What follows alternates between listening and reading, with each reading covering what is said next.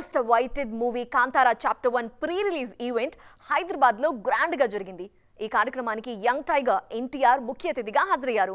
రిషబ్ తో అనుబంధంతో పాటు కాంతారా కథకు తన చైల్డ్హుడ్ కి సంబంధించి ఒక ఇంట్రెస్టింగ్ విషయాన్ని రివీల్ చేశారు. ఆ డీటెయిల్స్ తో పాటు ప్రీ రిలీజ్ హైలైట్స్ మీద ఓ లుక్ చేద్దాం రండి.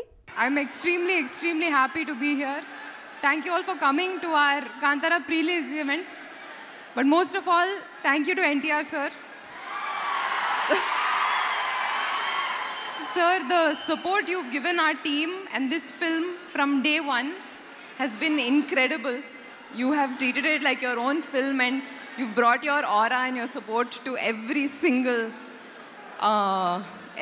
event. Thank you for being here in person today. Mangalya shopping mall లో ఏం కొన్నా స్పాట్ గిఫ్ట్ ఇస్తున్నారు తెలుసు కదా. మంగళ్య షాపింగ్ మాల్ లో దసరా స్పాట్ గిఫ్ట్ పక్కా. 1000 రూపాయల కొనుగోలుపై ఖచ్చితమైన spot gift. Mangalya shopping mall Telangana. ಹೈದರಾಬಾದಿಗೆ ನಾವು ಬರ್ತೀವಿ ಅಂತಂದಾಗ ನಾನು ನಿಮ್ಮನ್ನು ಕರ್ಕೊಂಡು ಬಂದು ನಮ್ಮ ಆಡಿಯನ್ಸ್ಗೆ ತೆಲುಗು ಪ್ರೇಕ್ಷಕರಿಗೆ ಪ್ರೆಸೆಂಟ್ ಮಾಡ್ತೀನಿ ಅಂತ ಅಂದ್ಕೊಂಡು ನಮಗೆ ಬೆನ್ನು ತಟ್ಟಿ ಇಡೀ ತಂಡವನ್ನು ಇಲ್ಲಿ ತಂದು ನಿಲ್ಲಿಸ್ಕೊಂಡಿದ್ದಾರೆ. Thank you so much sir.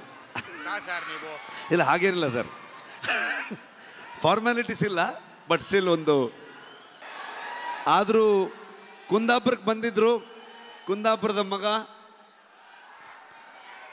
ಬಂದಾಗ ಪ್ರಗತಿ ನಾನು ಎಲ್ಲರೂ ಇವ್ರನ್ನ ಅಮ್ಮನ್ನ ವೈಫ್ನ ಎಲ್ಲರೂ ಟ್ರೀಟ್ ಮಾಡೋಣ ಅಂತೆಲ್ಲ ಫುಲ್ ಪ್ಲ್ಯಾನ್ ಮಾಡಿದ್ರೆ ಅಲ್ಲಿ ಬಂದು ನಾಟಿ ಕೋಳಿ ಸಾರು ಮಾಡಿ ನಮಗೆ ತಿನ್ಸಿದ್ರು ಅವರು. ಸೊ ತುಂಬ ಖುಷಿಯಾಗತ್ತೆ. ನಮ್ಮ ಪಕ್ಕದ ರಾಜ್ಯ ಆದರೂ ಕೂಡ ಎಲ್ಲರೂ ಇವತ್ತು ಅಣ್ಣ ತಮ್ಮದ್ರ ಥರದಲ್ಲಿ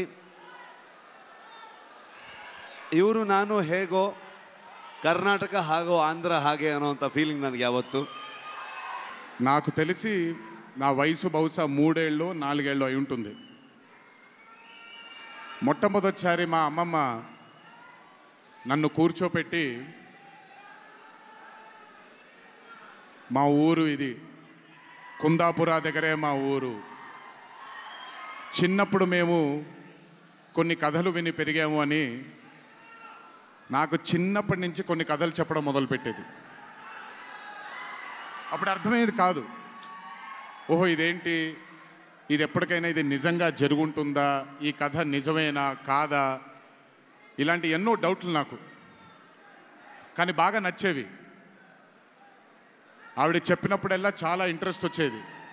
ఒక్కసారి వెళ్ళి చూడాలి కదా, ఈ గుళిగ ఆట అనేది ఏంటి, ఈ పింజుర్లి అంటే ఏంటి, ఒక్కసారి చూడాలి కదా. చిన్నప్పటి నుంచి నాటుకుపోయింది. కానీ ఏ రోజు అనుకోలేదు నేను విన్న ఆ కథల నుంచి, నేను విన్న ఆ కథల గురించి ఒక దర్శకుడు ఆ కథ తీస్తాడు అని, ఒక చిత్రం తీస్తాడు అని. And that was none other than my brother Rishab Shetty. The stories I've heard as a child, when I saw it on screen,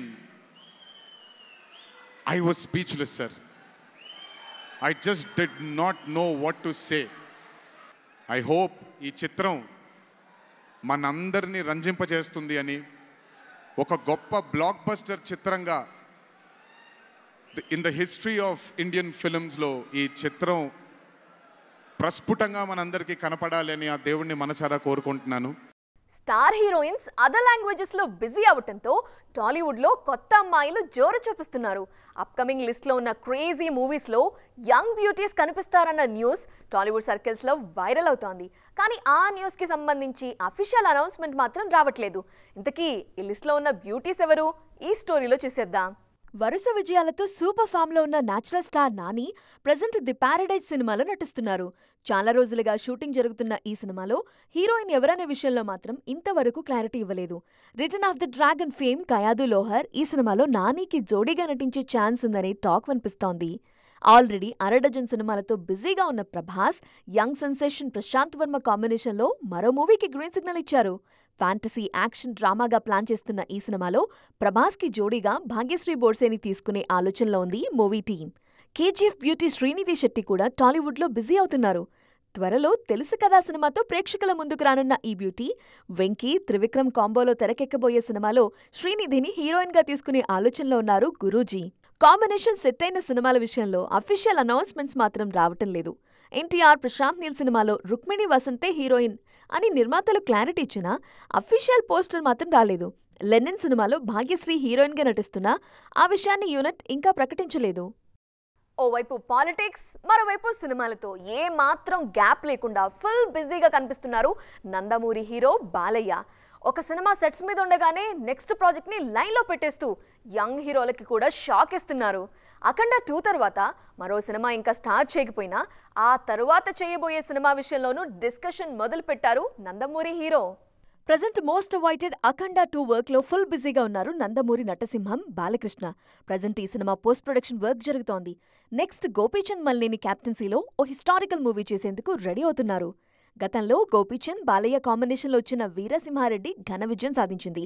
అందుకే మరోసారి కాంబో రిపీట్ అవుతుండటంతో ఫ్యాన్స్ అంచనాలు భారీగా ఉన్నాయి. ఇంత బిజీలో మరో మూవీకి బాలయ్య గ్రీన్ సిగ్నల్ ఇచ్చారు అనే టాక్ వినిపిస్తోంది.